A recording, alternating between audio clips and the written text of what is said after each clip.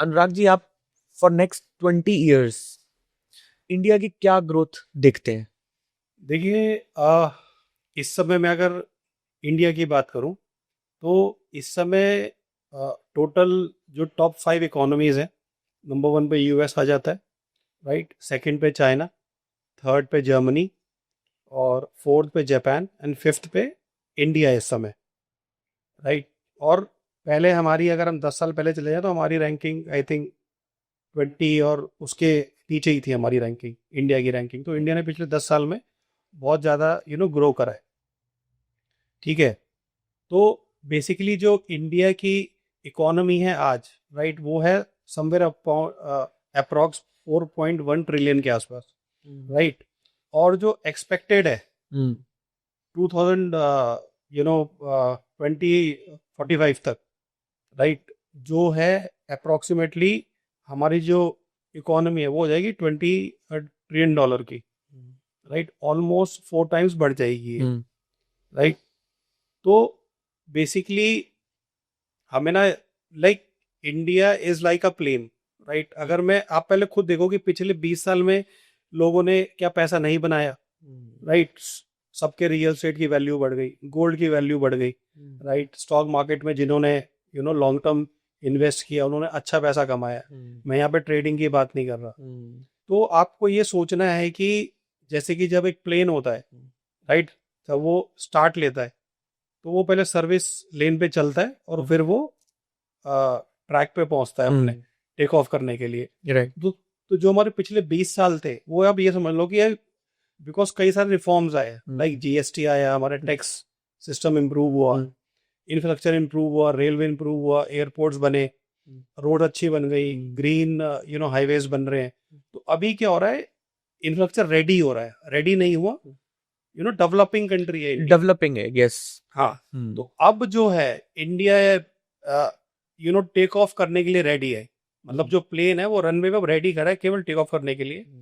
और जो भी इंसान इसमें केवल 20 ईयर्स के लिए बैठ जाएगा तो आप समझ के चलो, जो आपका पैसा है वो मल्टीप्लाई होने के चांसेस है।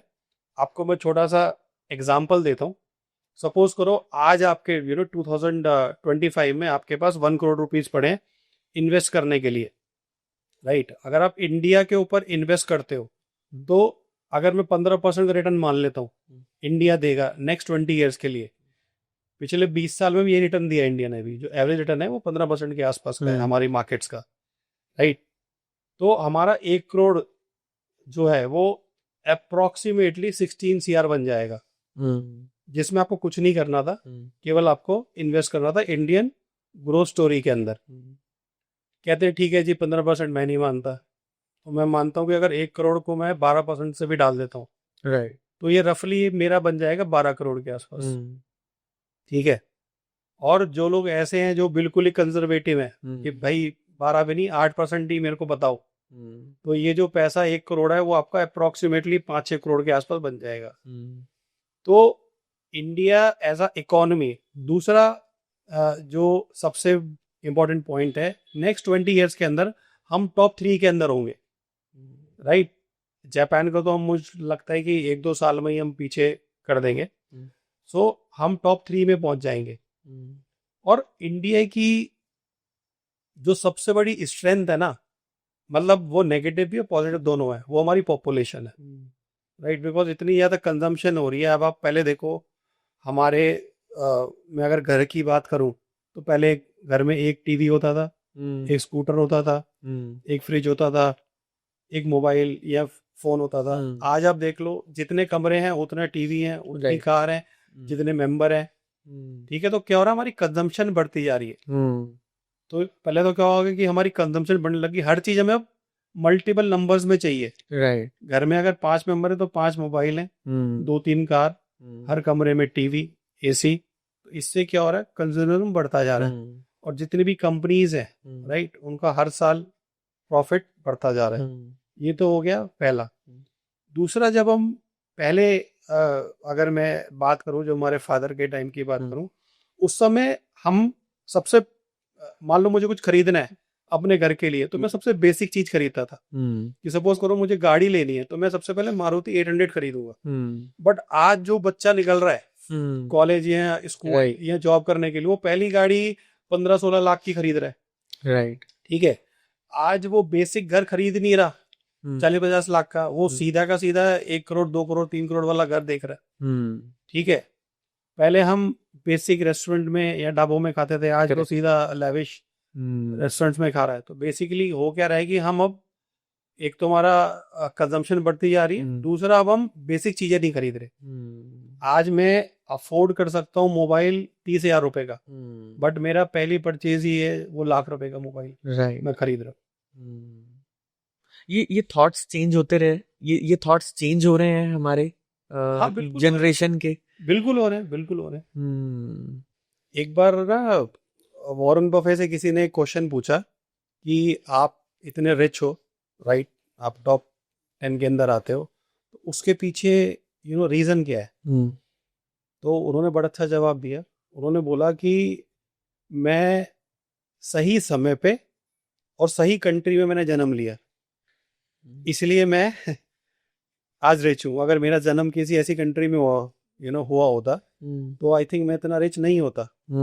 तो जब हम इंडियन इकोनॉमी की बात करते हैं तो आज इंडिया भी उसी स्टेज पे खड़ा है, राइट, कि अब इंडिया एक्सप्लोड करने वाला है, राइट, और जो भी इसके अंदर पार्टिसिपेट करेगा वो पैसा बनाएगा।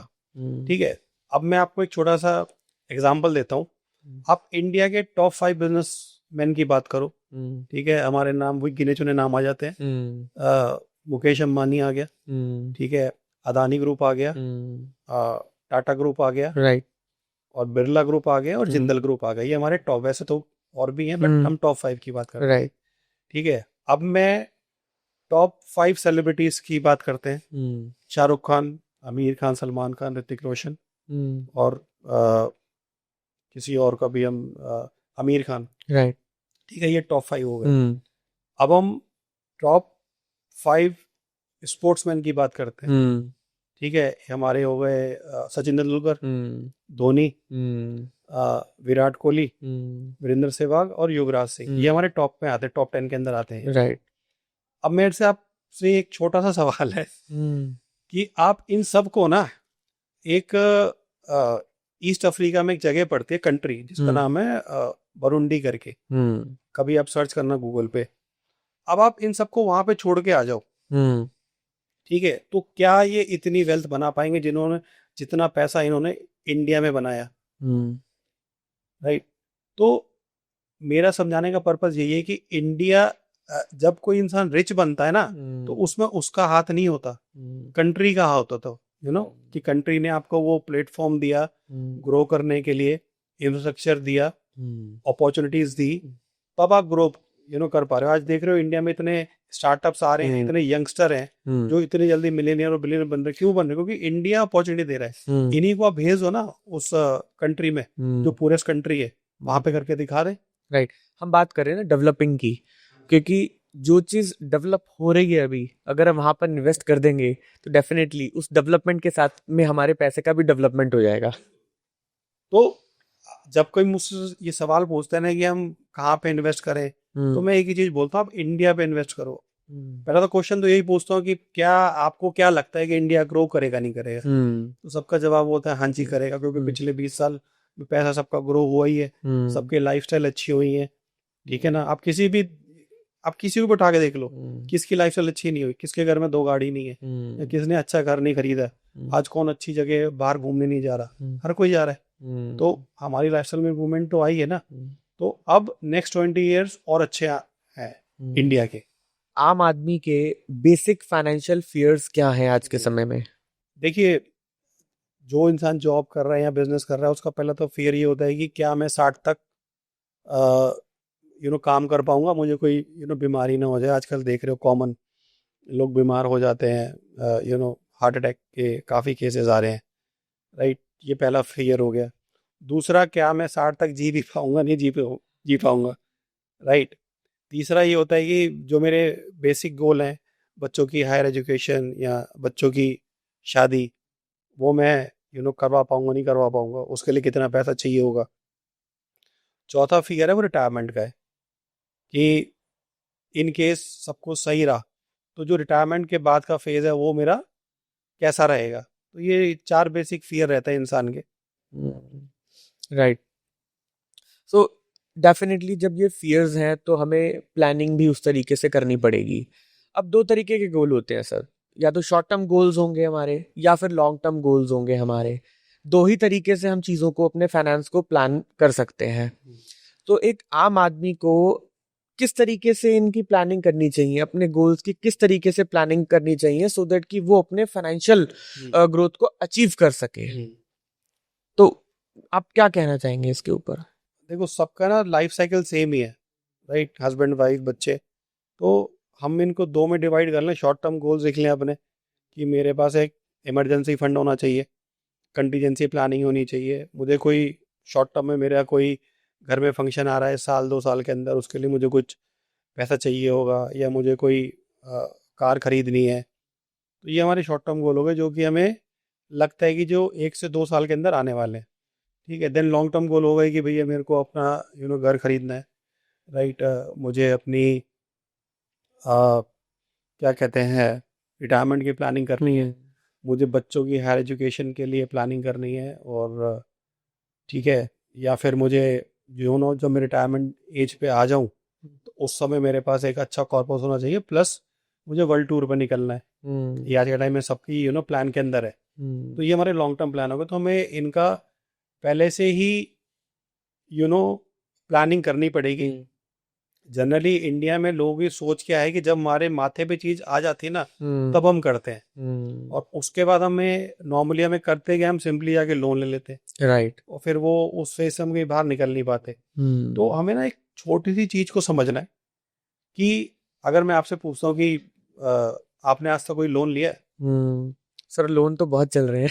कोई एग्जांपल दो, कोई एक सबसे मोटी ईएमआई कौन सी चल रही है आपकी? मोटी ईएमआई सबसे चल रही है होम लोन की। होम लोन की, ठीक है। तो मुझे लगता है कि जो लोन होता है ना, एक होम लोन ऐसी चीज है जिसके लिए मतलब घर ऐसी चीज है जिसके लिए मुझे लगता है कि लोन की जरूरत पड़ती है, बिकॉज बहुत बड़ा अमाउंट है आज की डेट में। 1 करोड़ से नीचे कोई घर आता ही नहीं है। मगर होम लोन को छोड़ के मुझे लगता है किसी भी चीज के लिए लोन लेने की जरूरत नहीं है, राइट। भले ही वो बच्चों की एजुकेशन हो, या कार की ईएमआई हो, या मुझे कहीं घूमने जाना है तो मैं क्रेडिट कार्ड अपना स्वाइप ना करूं, उसमें अपनी ईएमआई में कन्वर्ट ना करूं। तो देखो मैंने क्वेश्चन आपसे इसलिए पूछा था कि वो लोन चुकाएगा कौन, वो आप ही को चुकाना है, राइट। कोई और तो आ नहीं रहा उसको चुकाने के लिए।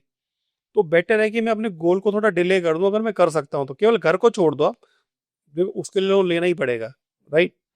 बाकी कोई भी चीज है, मान लो मेरे को कार लेनी है, मैं उसको 2 दिन डिले कर सकता हूँ, राइट। अगर बहुत ही जरूरत है फिर तो देखो लेनी पड़ेगी। बट आज के टाइम में बहुत सारे ऑप्शन अवेलेबल हैं, राइट। यहाँ मैं बच्चों की एजुकेशन की बात करूँ तो आप, जब वो बच्चा 18 साल या 20 साल का होने वाला है, तो मैं यार जब वो पैदा हुआ था, क्या मुझे नहीं पता था कि मुझे इसको 20 साल बाद मुझे पैसे चाहिए होंगे? तो मैं पहले से ही एक उसके लिए SIP स्टार्ट कर दूं, सो दैट कि जब वो फेज आए तो मुझे लोन लेने की जरूरत ही ना पड़े। तो हर जितने भी फाइनेंशियल गोल हैं वो पहले से अगर प्री प्लान किए जाएं तो सारे गोल अचीव हो सकते हैं। बिल्कुल हो सकते हैं। मैं एक छोटी सी स्टोरी बताता हूँ। जब मेरी फर्स्ट जॉब थी तो मैंने ऐसे ही प्लानिंग करी थी। फिर मेरी शादी हुई तो फिर मैंने अपनी एक एक्सेल शीट बनाई, तो उसमें प्लानिंग करी कि मुझे इतने साल तक 1.5 CR चाहिए। तो मैंने उस हिसाब से अपने आप को प्लान किया, हाँ, है ना। तो जब मेरी फर्स्ट सैलरी आई लाइफ की, तो सबसे पहले मैंने उस सैलरी से एक LIC पॉलिसी ली, सो दैट कि जब मैं 25 साल से 30 साल का रहूंगा तो उस समय उसकी मैच्योरिटी अमाउंट आ जाए मेरे पास। तो उस तरीके से प्लानिंग करी, और मुझे लगता है कि ये प्लानिंग मैं जनरली मैं सबको बताता भी हूँ कि हमेशा ऐसी प्लानिंग करनी चाहिए कि 50 साल से पहले पहले आपके पास एक अच्छा इनफ अमाउंट हो जिसको आप अच्छे से मैनेज कर सकें। बिल्कुल। बट देखो आज के टाइम में ना सिनेरियो थोड़ा सा बदल चुका है, राइट। जैसे कि जो आपने मुझे बताया, आपने प्लानिंग करी, बहुत अच्छी बात है, ठीक है, मगर क्या आज भी आप लैंडलाइन फोन यूज करते हो, नहीं। स्मार्टफोन यूज करते हो? राइट। तो इंडिया में हुआ क्या है कि आज के टाइम में हमने ना अपने हर चीज में अपने आप को अपग्रेड कर लिया, राइट है, मैंने अपना घर अपग्रेड कर लिया, मोबाइल अपग्रेड कर लिया, ठीक है, कार अपग्रेड कर ली, सब कर लिया। बट आज जो मैं फाइनेंशियल प्रोडक्ट्स की बात करूँ ना, वो हम आज भी वही 70s 80s वाले राइट। में हम हैं, लाइक जैसे पीपीएफ हो गया, पोस्ट ऑफिस हो गया, एफडीज हो गए। तो ना यहाँ पे हमें एक चीज समझने वाली बात ये है कि आज हमारे डेली एनसीआर की जो महंगाई है वो 8% है, और अगर कोई भी प्रोडक्ट, फाइनेंशियल प्रोडक्ट अगर 8% नीचे दे रहा है, तो एक्चुअल में मेरा पैसा डी ग्रो हो रहा है, ना कि ग्रो हो रहा है। Correct. Any product which is giving above 10%, then you can think कि यस मेरा पैसा एटलीस्ट कुछ कमा के ला रहा है। अगर वो 8% पे ही है, तो बेसिकली वो कुछ भी नहीं कर रहा, केवल स्टैग्नेंट वहीं पे खड़ा हुआ है। अनुराग जी, आज के समय में अगर कोई व्यक्ति अपनी गोल्स की प्लानिंग करता है या फाइनेंशियल गोल्स की प्लानिंग करता है, तो वो सबसे बड़ी गलती क्या करता है? देखो, इंडिया में जो लोगों के फाइनेंशियल गोल्स है ना, वो एक्चुअल में गोल है, मतलब जो हिंदी वाला गोल अच्छा। है, ठीक है।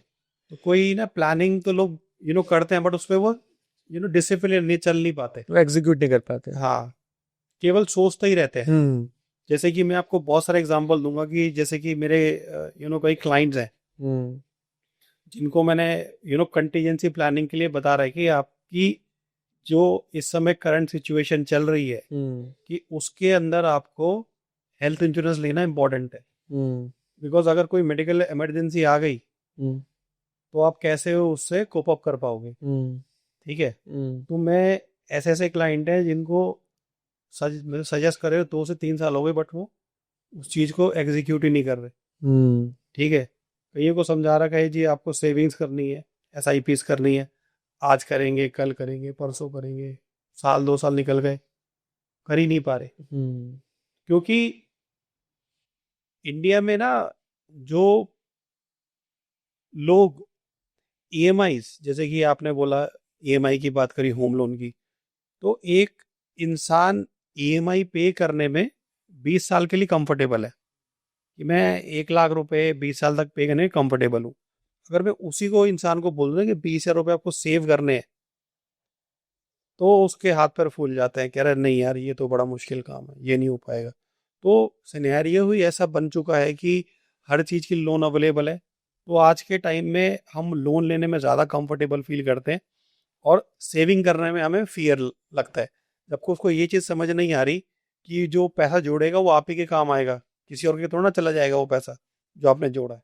अनुराग जी, ये लाइफस्टाइल इन्फ्लेशन क्या होता है आज के समय में?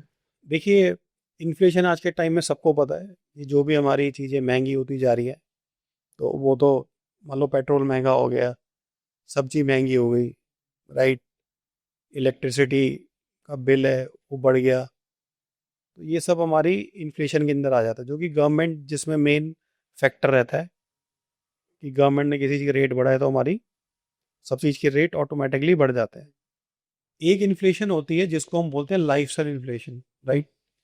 ये इन्फ्लेशन जो हम खुद बढ़ाते हैं अपने आप, राइट, कि मान लो मुझे, मैं एक जगह पर्टिकुलर जगह पे रह रहा हूँ, उस सोसाइटी के साथ मुझे अगर चलना है तो मुझे अपना लाइफस्टाइल वैसे ही करना पड़ेगा, राइट। तो आज के टाइम में जो लाइफस्टाइल इन्फ्लेशन है वो एक साइलेंट किलर है जो कि दिख नहीं रहा लोगों को, राइट। जैसे शुगर अच्छी है हमारे लिए, बट कहीं ना कहीं वो हमें हमारी बॉडी में धीरे धीरे is a like a poison. हाँ, पॉइजन। सिमिलरली लाइफस्टाइल इन्फ्लेशन में आज आप, सबसे पहला इसका मैं आपको एग्जांपल दूंगा, वो हो गया बच्चों की स्कूलिंग से, राइट। आज हम स्कूल वो चूज करते हैं जो मैं अफोर्ड नहीं कर सकता, मगर मेरे रिलेटिव्स के बच्चे, मेरे नेबर्स के बच्चे किसी एक पर्टिकुलर स्कूल में जा रहे हैं, तो मेरे को बच्चों को वहाँ डालना है, ठीक है। मैं अफोर्ड कर सकता था 10 हजार की फीस, बट मैं आज 20 या 25 हजार रुपये पे कर रहा हूँ। This is number one. दूसरा आ गया है कि मेरे को एक, मैं आज के हिसाब से एक बेसिक फ़ोन 20-25 हज़ार रुपये का अफोर्ड कर सकता हूँ अपनी सैलरी के हिसाब से, बट मैं लेके बैठ गया 1 लाख रुपए का फ़ोन। सिमिलरली आज मैं 7 से 8 लाख रुपए की गाड़ी अफोर्ड कर सकता हूँ, बट सोसाइटी को दिखाने के लिए मैंने 15 लाख की गाड़ी निकाली, क्योंकि कोई आके आपसे पूछ नहीं रहा कि तूने खरीदी कैसे है, ठीक है ना वो आपसे ये पूछ रहा है कि तूने ये घर कैसे लिया, ठीक है ना। सब देख रहे हैं, हाँ यार ये तो बढ़िया, क्योंकि सोसाइटी को प्रूव करना है। फिर आ जाती है मैरिजेस की बात। आज अगर हम शांति से कोने में बैठ कर कभी सोचें, तो लोग मैरिजेस में देखना कि वो सोसाइटी को दिखाने के लिए पैसा खर्च कर रहे हैं, जस्ट टू प्रूव दैट कि भैया मैंने आज बच्चों की शादी में इतना पैसा खर्च कर दिया। मेरा बजट 10 लाख का था, बट मैंने वही जो खर्चा है वो 25 लाख या 50 लाख पे लेके चला गया। फंक्शंस हो रहे हैं, शादी से पहले 2 फंक्शन है, उसके बाद 2 फंक्शन है, फिर फोटो शूट चल रहा है, आउट ऑफ कंट्री जा रहे हैं बच्चे। तो ये चल क्या रहा है, सोसाइटी को हम दिखाना चाह रहे हैं, बट हम ये रियलाइज नहीं कर रहे कि हम कितने बड़े हम धंधल के अंदर फंसते जा रहे हैं, राइट। तो ये जो वही मैंने बोला एक साइलेंट किलर है। बेटर है कि हम चीज़ें सिंप्लीफाई करें, राइट, बिकॉज लोग आएंगे चले जाएंगे, ठीक है ना, बट प्रॉब्लम तो आपको होगी, right.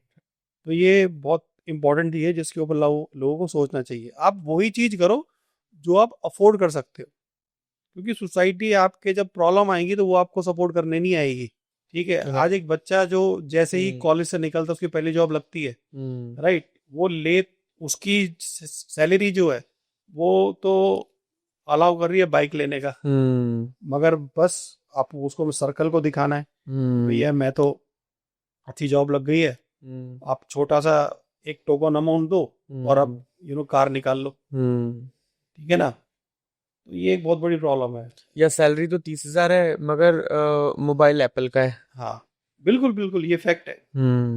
Anurag ji, mutual funds versus real estate, which one is the best? देखिए एक्चुअली दोनों ही अच्छे हैं, राइट, मगर क्या होता है कि अगर मैं इंडियन सिनेरियो में रियल एस्टेट की बात करूं, उसमें क्या है कि हैसल्स बहुत ज़्यादा है।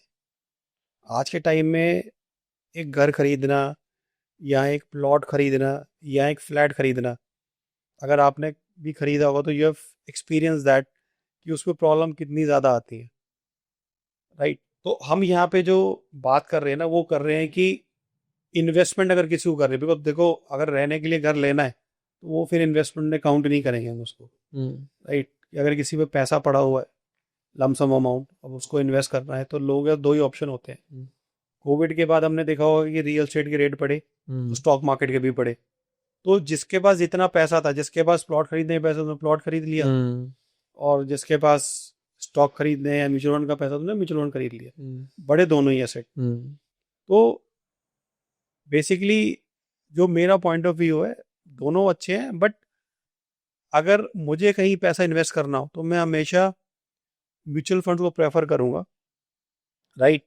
और उसके बहुत सारे रीजंस हैं, राइट। नंबर 1, कोई हैसल नहीं है। आज इंसान को ना केवल एक चीज समझने की जरूरत है इन्वेस्टमेंट्स के अंदर। अगर आज कोई भी आप इन्वेस्टमेंट कर रहे हो, भले ही वो LIC है या रियल स्टेट है या गोल्ड है या म्यूचुअल फंड है या स्टॉक है या PPF हो गया या बैंक FD हो गया, हमें ये देखना है कि उसकी लिक्विडिटी कितनी है, मैं वहां से निकल कितनी जल्दी सकता हूँ। तो अब अगर मैं रियल एस्टेट की बात करता हूँ, तो आज मैंने एक चीज खरीद ली, अब उसका नहीं पता कि वो कल बिकेगी या नहीं बिकेगी, राइट। तो ये एक बहुत बड़ी प्रॉब्लम है। जब भी आप कोई इन्वेस्टमेंट करो तो आप सबसे पहले ये देखो लिक्विड क्या मेरा पैसा है, जब मुझे जरूरत है तो मैं निकल भी पाऊंगा, निकल पाऊंगा, वो एग्जिट पॉइंट क्या है उसका। हाँ जी।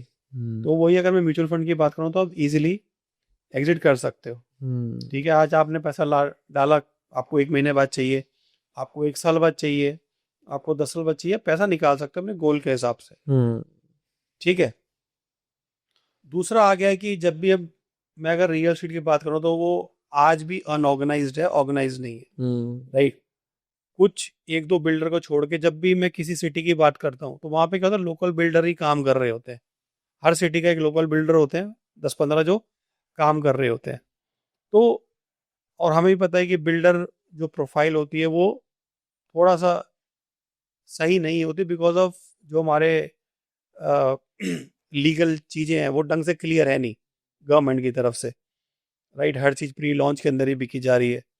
तो आई प्रेफर कि अगर मुझे पैसा देना है तो बेटर है कि जो इंडिया की मेरी टॉप कंपनीज हैं 50 कंपनीज में उनको दे दूं, राइट। वो इतने साल से धंधा कर रही हैं और अच्छा पैसा कमा रही है, तो ऑर्गेनाइज चैनल को मैं देना पसंद करूंगा। और वो रेगुलेटेड है सेबी के थ्रू, आरबीआई के थ्रू।